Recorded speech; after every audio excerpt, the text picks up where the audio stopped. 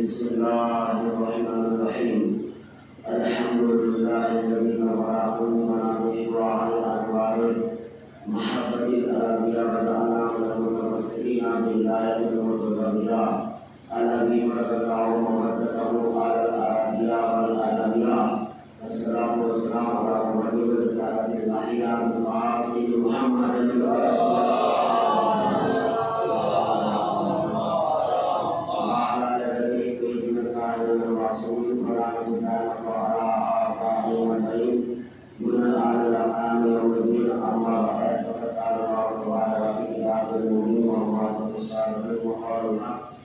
بسم الله الرحمن الرحيم إن الله اصطفى آدم ونوح وآل إبراهيم وآل عمران على العالمين ذكر آدم بالباسرة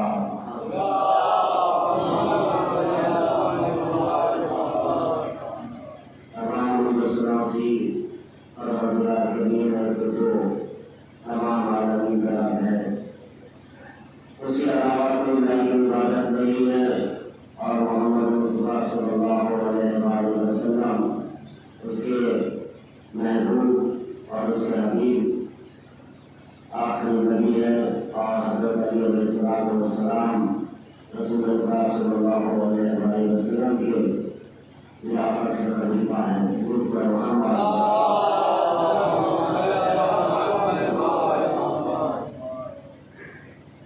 اس اللہ کا شکر جس نے ہمیں محبت وجہ سے نوازا، اس کا لاکھ لاکھ شکر ہے۔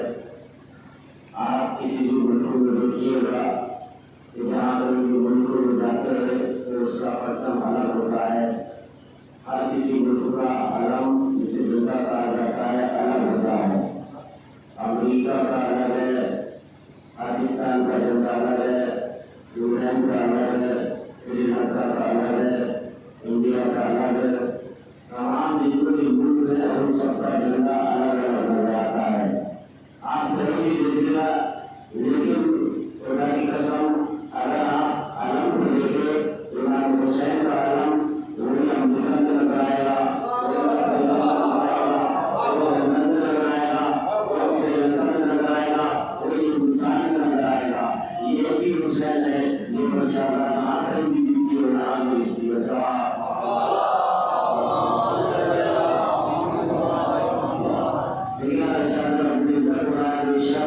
ہم نے آدم کا انتخاب کیا اور نوح کا انتخاب کیا اور خاندان ابراہیم کا انتخاب کیا اور خاندان عمران کا انتخاب کیا۔ یہاں پر خاندان ابراہیم سے مراد آل محمد ہے کہ جو تمام کائنات میں تمام مخلوقات سے افضل ہے، وہ تمام فرشتوں سے افضل ہے، سوائے رسول خدا کو چھوڑ کر تمام انبیاء سے افضل ہے۔ اور کیوں نہ ہو جو رسول خدا صلی اللہ علیہ وآلہ وسلم میں ایک منظر پیش کرتا ہوں، لیکن اب بیوی خدیجہ کون ہے؟ بیوی خدیجہ وہ ہے کہ جن کے بارے میں یہ کہا جاتا ہے کہ 80 کوئی کہتا ہے کہ 80 تھے بیوی خدیجہ کے پاس، 80 بلکہ 80,000 تھے۔ 80 وہ تھے کہ جو ان کے خزانوں کی چابیاں اٹھایا کرتے تھے، 80 وہ تھے کہ جو ان کے خزانوں کی چابیاں اٹھایا کرتے تھے۔ 80,000 کی مالکہ تھی جناب خدیجہ الکبریٰ، اور جناب خدیجہ کی جب شادی ہوئی تو وہ سب آپ کو معلوم ہے کہ رسول اللہ صلی اللہ علیہ وسلم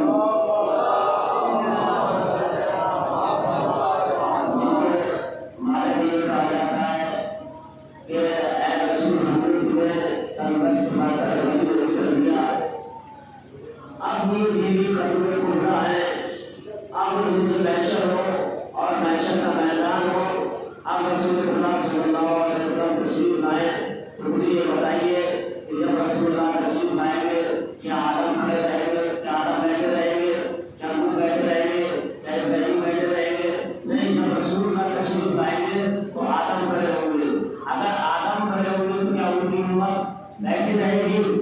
ان کی امت بھی کھڑی رہے گی۔ آگے بتائیے کیا نوح بیٹھے رہیں گے؟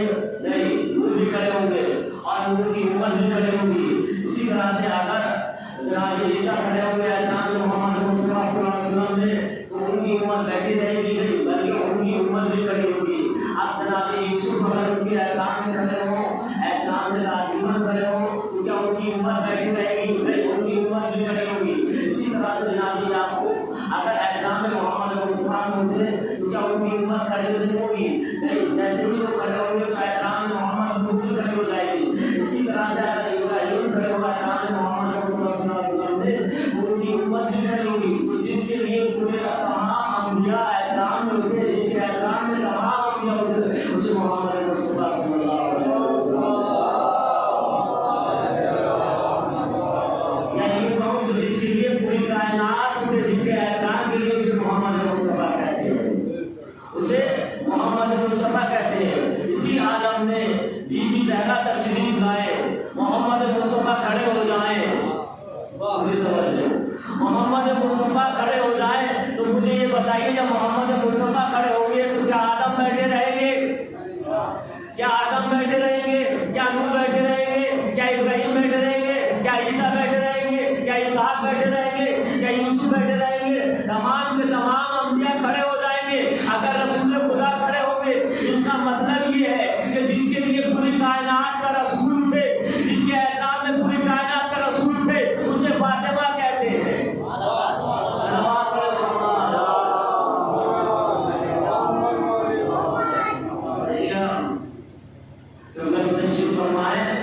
बाप के एहतराम में एक बार होना चाहिए, बाप के एहतराम में एक बार होना चाहिए, लेकिन माँ के लिए माँ के लिए 2 बार होना चाहिए। ये है कि माँ के लिए 2 बार और बाप के लिए 1 बार होना चाहिए। अब यही मंजर हो, रसूल खड़े हो गए तो रसूल के एहतराम में तमाम अंबिया खड़े हो गए। तमाम अंबिया जब खड़े हुए तो जाहिर सी बात है पूरी कायनात खड़ी होगी एहतराम में मोहम्मद में। तो फातिमा उसका नाम है कि जिसके लिए पूरी कायनात खड़ी हो जाए, जिसके एहतराम में, जिसकी ताज़ीम में पूरी कायनात खड़ी हो जाए, उसे फातिमा कहते हैं। अब यही फातिमा पूरी तवज्जो के साथ जिसके एहतराम में पूरी कायनात खड़ी हो जाए, उसे फातिमा कहते हैं। और यही फातिमा तशरीफ फरमा हो, बीबी खदीजा तशरीफ लेके आ जाए, बीबी खदीजा तशरीफ लेके आए तो अब ये बताइए क्या फातिमा बैठी रहेगी? नहीं, फातिमा खड़ी हो जाएगी। भाई जिसके लिए पूरी कायनात खड़ी हो उसे फातिमा कहते हैं। फातिमा जिसके लिए उठे उसे खदीजा कहते हैं। सलावत पढ़े मोहम्मद।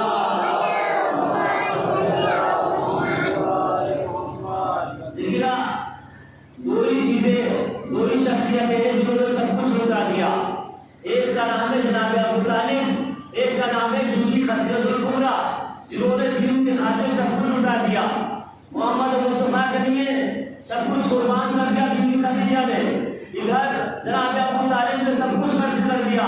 तो हज जज़ाउल एहसान इल्लल एहसान, क्या एहसान के बदले कुछ एहसान भी, इसका मतलब इसके अलावा कुछ हो सकता है? एहसान का बदला एहसान भी है ना। तो अब अल्लाह ने कहा, ऐ मेरे अबू तालिब, तुमने एहसान किया है तो एहसान का बदला एहसान है। तुमने मेरे रसूल पर एहसान किया, लिहाजा इसके एवज में हमने तुम्हें अली जैसा बेटा अता कर दिया। उधर फातिमा ज़हरा के लिए फरमाया कि ऐ खदीजतुल कुबरा, तुमने हमारे नबी पर सब कुछ लुटा दिया तो हम तुम्हें फातिमा जैसी बेटी अता करेंगे।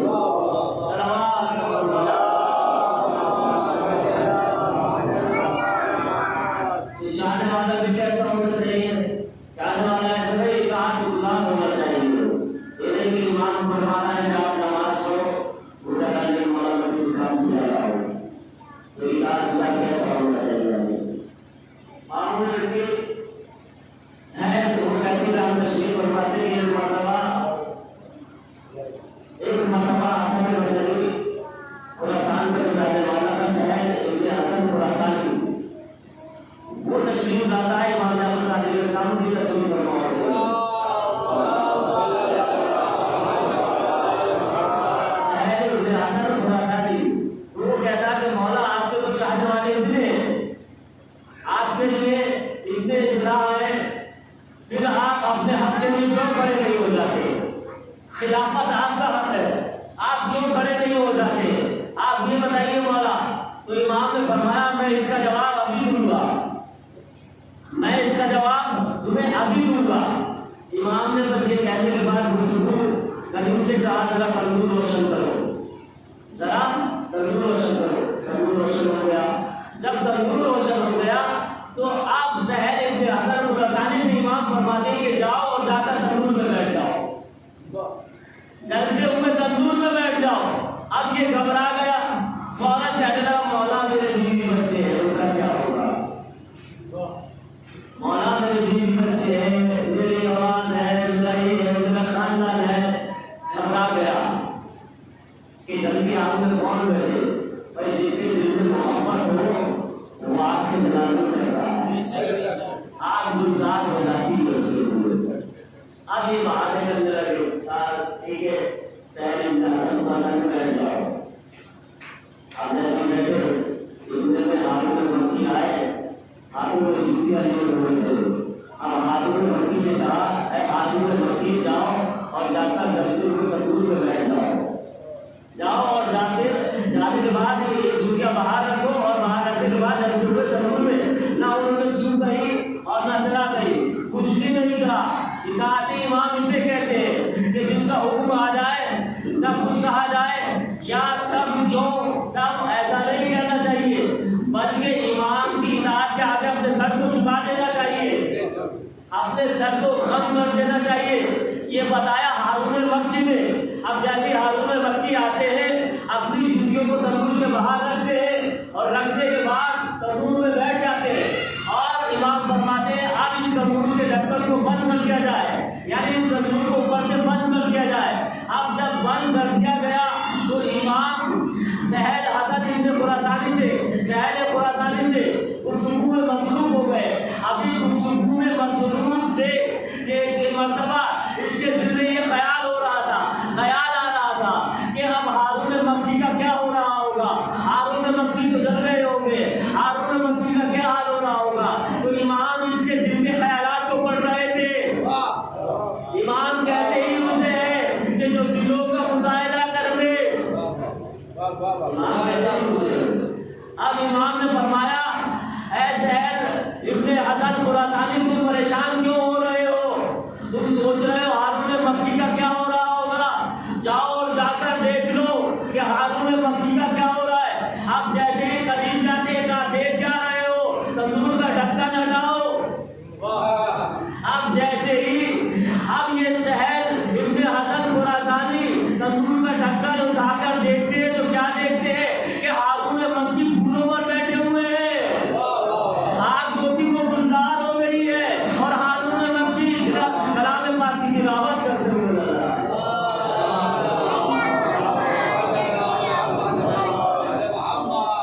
اب سہیل ابن حسن خراسانی سے امام فرماتے ہیں کہ یہ بتاؤ خراسان میں میرے چاہنے والے اتنے کتنے ہیں، ایسے کتنے ہیں؟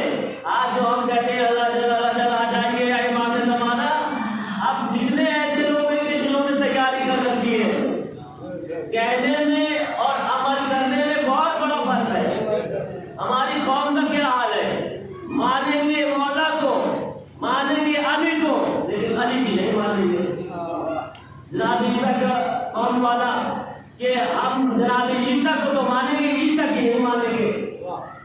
تو کہیں ایسا نہ ہو کہ ہم میں بھی ایسے لوگ ہوں۔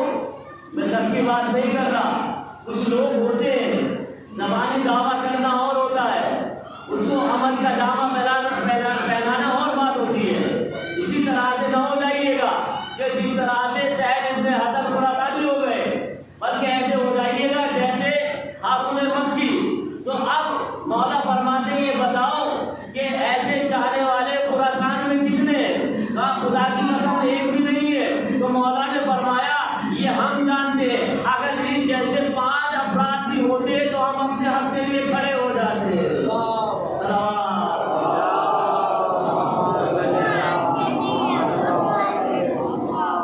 یہ ہے امام کا چاہنے والا۔ امام کا چاہنے والا کیسے ہونا چاہیے؟ دیکھیے گا میں یہ واقعہ ایک مجلس آپ کی سوال کرتا ہے، ایک تم سے اپنے گناہوں کو چھوڑ دینا۔ ابو بصیر کہتے ہیں کہ میرا ایک پڑوسی تھا، وہ پڑوسی جو تھا ایک بادشاہ ظالم کا نوکر تھا، ملازم تھا۔ اس ظلم پر کیا کرتا تھا اور کسی کے مال غصب کرنے میں کوئی کسر نہیں چھوڑتا تھا۔ جو علیہ السلام، شراب علیہ السلام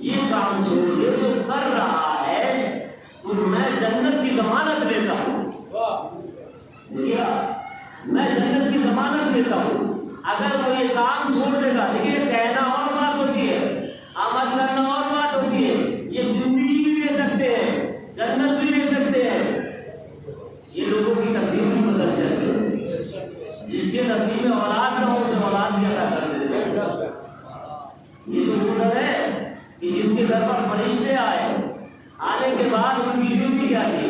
کبھی چولہا جلا رہے، کبھی چکیا پھونک رہے، چکیا چلا رہے ہیں۔ تو ان کے گھر پر آ کر سید الملائکہ بن گئے جناب تو جو ان کے گھر پر ادنا آیا وہ اعلیٰ بن گیا، اور جو اعلیٰ آیا جس نے تکبر کیا، فخر کیا، وہ پس ہو گیا۔ یقیناً ان سے بڑھ کر کوئی نہیں ہے، یہ کائنات میں سب سے اعلیٰ ہستیاں ہیں۔ تو کہا جنت کی ضمانت ہم لیتے ہیں، میں اسے جنت دلاؤں گا اگر وہ یہ کام چھوڑ دے۔ اور دیکھو تم سے وہ ملنے آئے گا، مولا کو معلوم بھی ہے وہ ملنے آئے گا، تم نہیں جاؤ گے ملنے بلکہ وہ تم سے ملنے آئے گا۔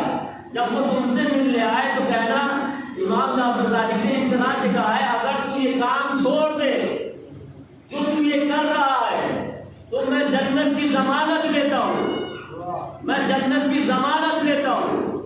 تو اب جیسے تمام لوگ دل میں آ رہے تھے تو اس کے بعد اب مسجد کا جو بہت کا دل میں آیا، اب جب دل میں آتا ہے تو جب تمام لوگ چلے جاتے ہیں تو امام کا یہ جو دیتا ہوا تھا اس نے کہا مسجد کے مولا نے اس طرح سے کہا ہے کہ اگر تم یہ کام چھوڑ دو تو جنت کی ضمانت میں لیتا ہوں۔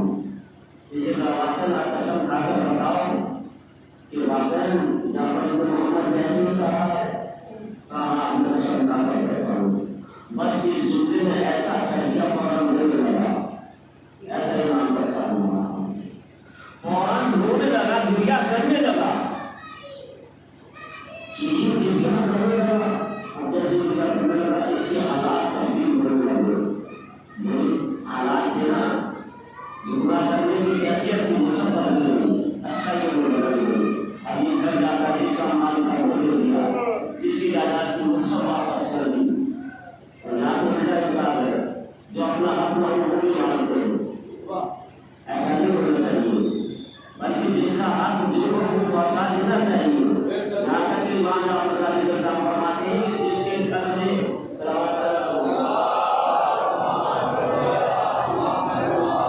جس کے گھر میں اگر ایک تصویر بھی لگی ہو تو اس کی تباہی کے لیے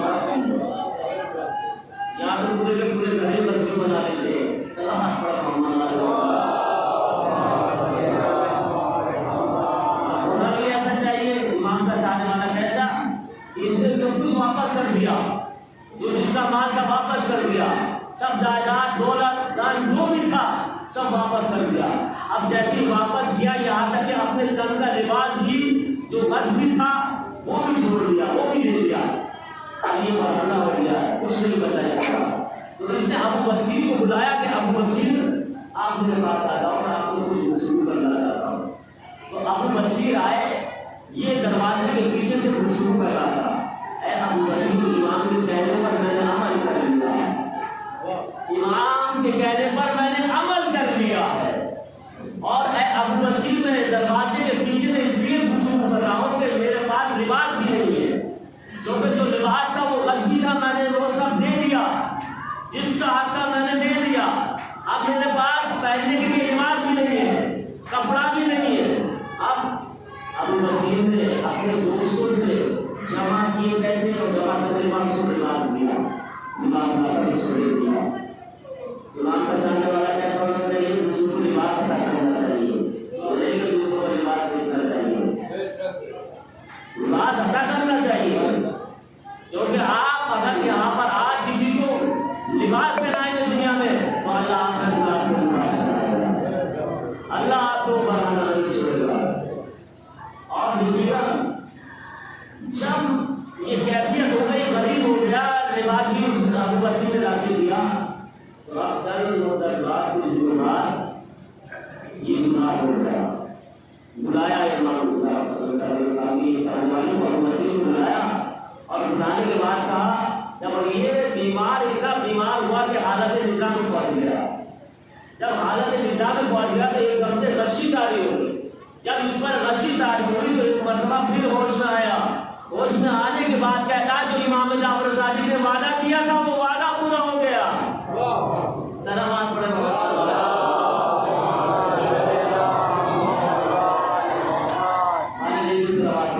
اللہ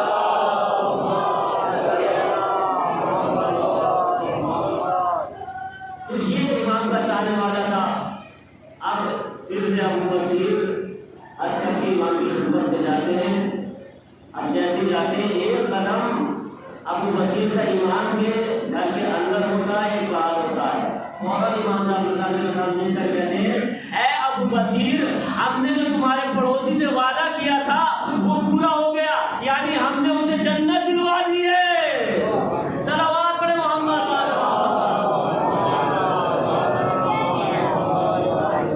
یہ اگر صلوات کی فضیلت ہے کہ ایک مرتبہ ایک عورت کا جوان بیٹا مر گیا. وہ گناہگار تھا، اسے اس کی ماں بہت سمجھاتی تھی کہ بیٹا ایسا مت کیا کرو، لیکن وہ گناہ کرتا تھا، گناہ سے باز نہیں آتا تھا. اچانک کیا ہوا، وہ بیمار ہو گیا. بیمار ہوا، جب بیمار ہوا وہ تو یہاں تک کہ بیماری نے شدت لی. جب شدت میں زیادہ بیمار ہو گیا یہاں تک کہ وہ اس کا انتقال ہو گیا. جب اس کا انتقال ہو گیا تو اس کی ماں پریشان تھی کہ توبہ کیے بغیر میرا بیٹا مر گیا، توبہ کیے بغیر میرا بیٹا مر گیا، کیا عالم ہوگا. اس کے دل میں دیکھنے کی خواہش تھی کہ اپنے بیٹے کو دیکھوں.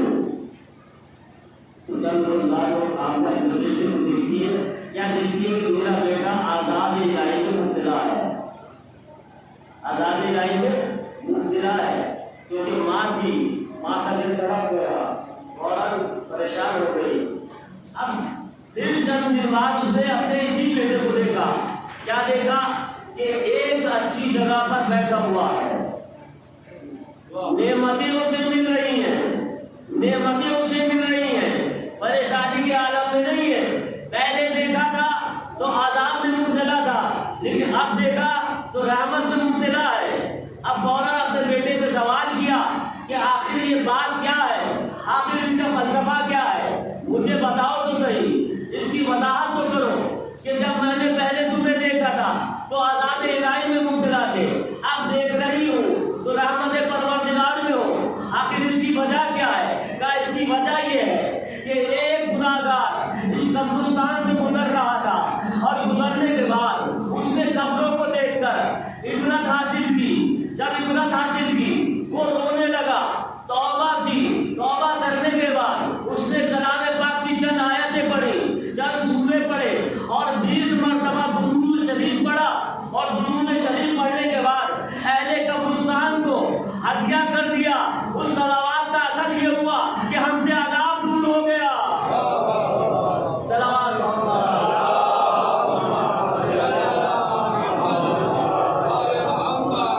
آپ نے دیکھا صلوات کی کتنی فضیلت ہے. صلوات کی ایک فضیلت یہ ہے کہ جو برے اخلاق والا ہے، اگر وہ یہ چاہتا ہے کہ میرا اچھے اخلاق ہو جائے تو وہ کثرت سے صلوات بھیجا کرے.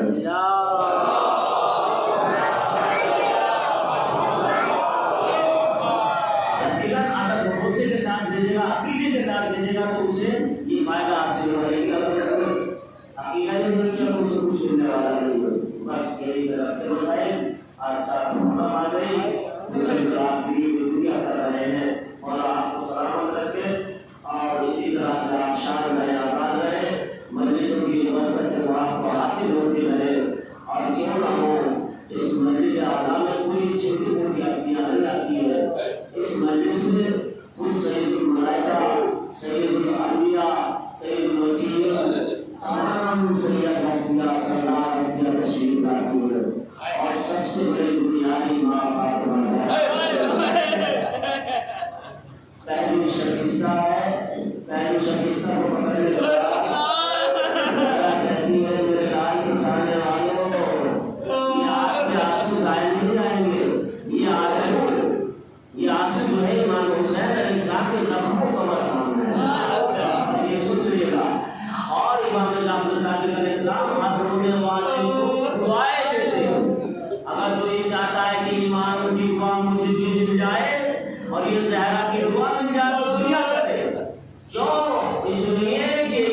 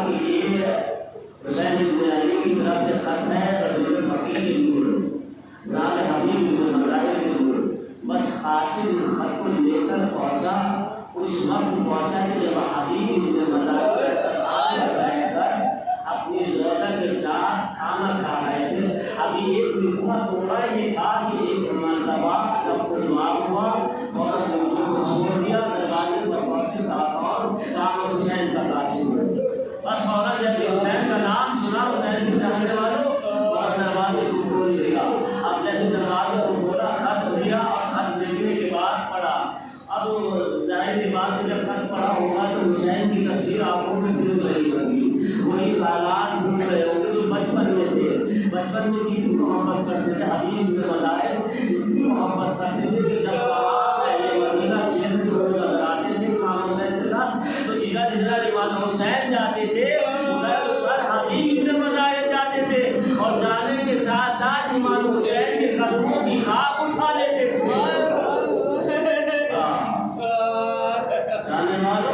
حسین کی قدموں کی خاک اٹھا کر اب یہی منظر رسول خدا دیکھ رہے تھے اب جیسے رسول خدا نے دیکھا تو حبیب ابن مظاہر کو اپنی آغوش میں لیا اب جیسی آغوش میں لیا تو فوراً اہل مدینہ نے دیکھا دیکھنے کے بعد کہا یا رسول اللہ ہم کیا منظر دیکھ رہے ہیں کہ بچے تو اور بھی ہیں لیکن کسی بچے کو آپ اپنی آغوش میں نہیں لیتے ہیں لیکن یہ حبیب ابن مظاہر جو ہے آپ ان کو آغوش میں کیوں لے رہے ہیں کہا تمہیں نہیں معلوم کل جب کربلا کا میدان ہوگا میرا حسین لیکن میں آؤں گا اس کی مدد کے لیے آئے گا یہی وہ وقت تھا کہ حبیب ایک مرتبہ خط کو پڑھتے ہیں زوجہ نے کہا کس کا خط ہے کہا حسین ابن علی کا خط ہے کہا کیا ہوا خیریت تو ہے خیر تو ہے حسین ابن علی کی کہا کچھ بات نہیں بس بات یہ ہے کہ حسین ابن علی نے خط لکھا ہے مدد کے لیے بلایا ہے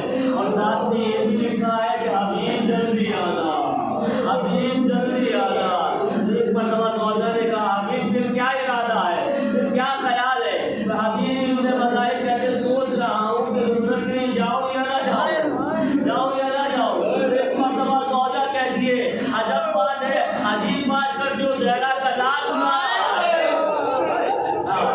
اور تم نہ جاؤ ارے لو یہ چادر لو یہ چوڑیاں لو اب میں حسین کی کے لیے جاؤں بس یہ کہنا تھا عزادارو ایک مرتبہ حبیب ابن مظاہر رکھ کر کہتے ہیں ارے میں تو آپ سے دیکھ رہا تھا آپ کا امتحان لے رہا تھا میں یہ کیسے ہو سکتا ہے حسین ابن علی بلائے حسین ابن علی بلائے اور میں مدد کے لیے نہ جاؤں زہرا کا لال درد آلہ میں پڑے اور میں نہ جاؤں یہ کیسے ہو سکتا ہے میں ضرور جاؤں گا بس یہ کہنے کے بعد غلام کو کہا کہ تم جا کر باہر گھوڑے کو آراستہ کرو گھوڑے کو غلام نے آراستہ کیا ادھر حبیب ابن مظاہر کو آنے میں دیر ہو گئی اب جیسے ہی دیر ہوئی نا تو غلام نے ایک مرتبہ گھوڑے کے کانوں میں کہا اے آسف باوفا ایک اگر آقا آنے میں دیر کرے اگر آقا نہیں آئیں گے تو میں تجھ پر سوار ہو کر حسین کی مدد کے لیے جاؤں یہ وقت آ گیا تھا حسین ابن علی بس حبیب ابن مظاہر یہ سن رہے تھے کہ ایک مرتبہ اپنے سر سینہ کو مل گیا کیا غربت ہے کیا عالم غربت ہے کہ حسین ابن علی کے لیے غلام کو جائے اور ان کا دوست نہ جائے یہ کیسے ہو سکتا ہے بس گھوڑے پر سوار ہوئے ادھر حسین انتظار کر رہے تھے ادھر حبیب ابن مظاہر جیسے گھوڑے پر سوار ہوئے کہا جاؤ غلام سے کہا جاؤ ہم تمہیں آزاد کرتے ہیں جاؤ ہم تمہیں آزاد کرتے ہیں تو غلام کہتا آتا کیا بات ہے جب پوری زندگی خدمت دینے کا وقت تھا تو خدمت دیتے رہے لیکن جب جنت میں جانے کا وقت آیا تو کیا خدمت چھوڑ سکتا ہے یہ کیسے ہو سکتا ہے آقا وہی غلام آقا میں بھی آپ کے ساتھ رہوں گا ادھر امام حسین ہے ایک مرتبہ غبار کو دیکھا کیسے غبار کو